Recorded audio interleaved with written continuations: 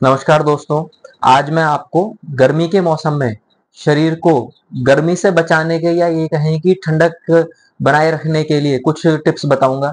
तो आज हम उसी पे बात करेंगे। देखिए, गर्मी का मौसम चल रहा है। इसके मौसम के अंतर्गत शरीर पे बहुत ज्यादा पसीना निकल जाना, जिससे थकावट बनी रहना, कमजोरी बनी रहना, लगातार चिड़चिड़ाहट बनी रहना या चुस्ती फुर्ती की कमी हो जाना, ये आम लक्षण या आम समस्याएं देखी जाती हैं। तो आज हम कुछ बातों का ध्यान करके या कुछ चीजों को फॉलो करके इन सब लक्षणों से बच सकते हैं या अपने आप को गर्मी के दुष्प्रभावों से बचा सकते हैं। तो आइए आज कुछ उन बेहतरीन टिप्सों के बारे में जानते हैं जिससे हमें गर्मी के मौसम में गर्मी के दुष्प्रभावों से बचने में मदद मिलेगी या फिर हमारे शरीर में ठंडक बनी रहेगी। हमें करना क्या है? देखिए, कुछ टिप्स हैं, आप इन टिप्सों को जरूर फॉलो कीजिएगा। सबसे पहले तो धूप में जाने का विशेष ध्यान रखना है। कोशिश करिए कि जब सुबह 10 बजे से लेकर शाम को 3 या 4 बजे तक विशेष धूप पड़ती है, तो उसमें आप जाने से बचें। यदि संभव ना हो, जाना पड़े, तो अपने आप को पूर्णतः कवर करके, सर पे टोपी रख के या कपड़ा ढककर ही उस धूप में निकलें, डायरेक्ट धूप में ना जाएं। दूसरा उपाय, भी चीजें प्रयोग करनी है वो सब तासीर में ठंडी जूसों का, सिरपों का और कहें कि जल का, पेय पदार्थों का प्रयोग करें, जैसे कि लस्सी, आम का पन्ना, नींबू का रस, बेल का शरबत।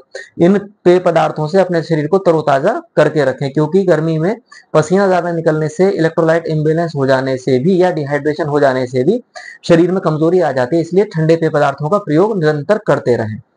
साथ ही कुछ ठंडी चीजों का प्रयोग करें, जैसे आप आम का, कैरी का पन्ना ले सकते हैं, प्याज का रस ले सकते हैं।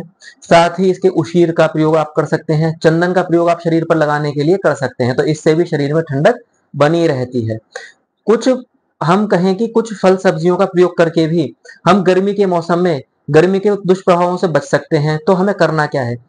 खाद्य पदार्थों में हरी पत्तेदार सब्जियां जितनी भी हैं खूब हम खा सकते हैं, जैसे खीरा हो गया, ककड़ी हो गई। इस तरीके का प्रयोग करके हम गर्मी से बचाव भी कर सकते हैं, शरीर में डिहाइड्रेशन को दूर करके हाइड्रेटेड भी रख सकते हैं। रसीले फलों का प्रयोग भी हम कर सकते हैं, जैसे आम का प्रयोग कर सकते हैं, तरबूजे का प्रयोग कर सकते हैं, खरबूजे का प्रयोग कर सकते हैं। तो इन सब फलों का प्रयोग करके भी हम अपने आप को हाइड्रेटेड रखकर गर्मी के प्रभावों से बच सकते हैं। नींबू का रस या लस्सी तो इसमें विशेष आपको उपयोग में करनी चाहिए, या फिर कहें कि इसका तो बहुत विशेष उपयोग गर्मी के दिनों में करना चाहिए, जिससे कि आपकी गर्मी शांत रहे।